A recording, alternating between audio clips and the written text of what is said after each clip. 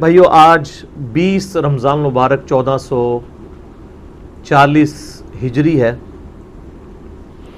اور 3 دن پہلے 17 رمضان مبارک گزرا جو کہ غزوہ بدر کے شہداء کی ایک یاد کا دن ہے۔ اسلام میں یعنی پہلا مارکہ جو کفر و اسلام کا ہوا وہ غزوہ بدر تھا۔ نبی الاسلام نے بڑی محنت سے مکے میں 125 لوگ جو مسلمان ہوئے تھے اور کچھ لوگ انصار مدینہ، کل ملا کے صحیح بخاری میں آتا ہے آلموسٹ تقریباً 313 کے قریب لوگ تھے، اپنی پوری زندگی کی جمع پونجی اللہ کے سامنے پیش کر دی غزوہ بدر کے میدان میں، اور اللہ تعالیٰ سے بڑی گڑ گڑا کے دعائیں مانگی، اور اللہ تعالیٰ نے مسلمانوں کو معجزانہ طور پر فتح عطا فرمائی۔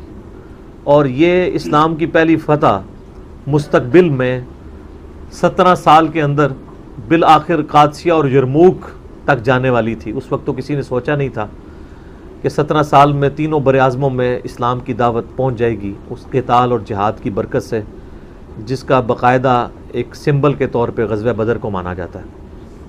اصحاب بدر کے بارے میں بخاری مسلم میں حدیث ہے کہ اصحاب بدر جنتی ہیں چاہے جو مرضی کریں، اتنی بڑی جنت کی بشارت کسی کو نہیں ملی۔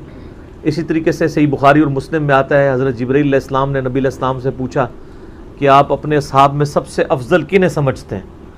تو آپ علیہ السلام فرمایا کہ میرے وہ اصحاب جو بدر میں میرے ساتھ تھے۔ تو انہوں نے کہا ہم فرشتوں میں بھی فرشتوں کے بڑے فرشتوں کے بعد سب سے افضل فرشتے وہ مانے جاتے ہیں جو غزوہ بدر میں شامل ہوئے تھے نبی علیہ السلام کے ساتھ۔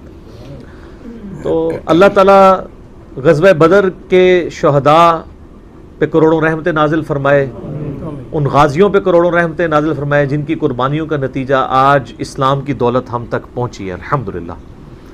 اور تیسرا کل 21 رمضان مبارک سیدنا مولا علی رضی اللہ تعالی عنہ علیہ السلام کا یوم شہادت بھی ہے، اور غزوہ بدر کا اگر ذکر ہو تو مولا علی کا ذکر نہ ہو تو زیادتی والی بات ہے۔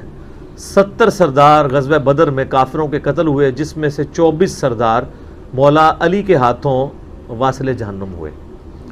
سیدنا علی کی اسلام کے لیے بہت کنٹریبیوشنز ہیں، گھنٹوں بولا جا سکتا ہے۔ اس کے اوپر میری کی ایک ویڈیو کلپس بھی موجود ہیں۔ المستدرک للحاکم میں صحیح سند کے ساتھ امام احمد بن حنبل کا قول ہے کہ ہم تک جتنی بھی حدیثیں نبی علیہ السلام کی پہنچی ہیں، کسی بھی شخصیت کی شان میں اتنی حدیثیں نہیں ہیں جتنی مولا علی کی شان میں۔ صحیح مسلم میں حدیث ہے علی سے محبت نہیں رکھے گا مگر مؤمن، علی سے بغض نہیں رکھے گا مگر منافق۔ بخاری اور مسلم دونوں میں حدیث ہے علی کی میرے ساتھ وہی نسبت ہے جو ہارون کی موسیٰ کے ساتھ، مگر میرے بعد کوئی نبی نہیں۔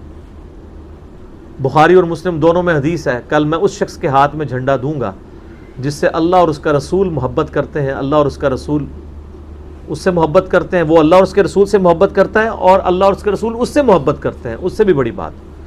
صحابہ کہتے ہیں ہمیں پوری رات نیند نہیں آئی کہ وہ خوش نصیب کون ہے۔ تو نبی علیہ السلام نے خیبر کے موقع پر صبح کے وقت پوچھا علی ابن ابی طالب کو بلاؤ، ان کو عشوب چشم تھا۔ نبی علیہ السلام نے اپنا مبارک لعاب ان کی آنکھوں میں لگایا، شفا ہوئی، اپنے مبارک ہاتھوں سے زرہ باندھ کے روانہ کیا۔ کئی ہفتوں سے جو خیبر کی فتح نہیں ہو رہی تھی، اللہ تعالیٰ نے مولا علی کے ہاتھوں مسلمانوں کو فتح دی، اور مرہب کا بھی قتل ہوا۔ صحیح مسلم میں ڈیٹیل حدیث آتی ہے کہ مرہب کو قتل کیا، اور وہ بہت بڑا جنگجو تھا، اس کے مقابلے پہ کوئی نہیں آتا تھا۔ پھر غزوہ خندق کے موقع پہ بھی آپ کو پتہ ہے، یعنی پوری زندگی ان کی بچپنے سے لے کے شہادت تک اسلام کے لیے قربانیاں ہی قربانیاں ہیں، نہ ختم ہونے والا ٹاپک ہے۔ تو اللہ تعالیٰ مولا علی رضی اللہ تعالیٰ عنہ پر کروڑوں رحمتیں نازل فرمائے، اور انہوں نے اسلام کی خاطر جو کچھ کنٹریبیوٹ کیا ہے، اللہ تبارک و تعالیٰ اس کا بہتر نعم البدل ان کو عطا فرمائے، یقیناً ملنے والا ہے، اس میں تو کوئی شک ہی نہیں ہے۔ جامعہ ترمذی میں حدیث ہے حسن و حسین جنتی نوجوانوں کے سردار ہیں، اور سنن ابن ماجہ میں حدیث ہے حسن و حسین جنتی نوجوانوں کے سردار ہیں، وَأَبُوهُمَا خَيْرُهُمَا، اور ان کے والد ان سے بھی بہتر ہیں۔ تو یہ اللہ تعالیٰ نے فضائل عطا فرمائے ہیں۔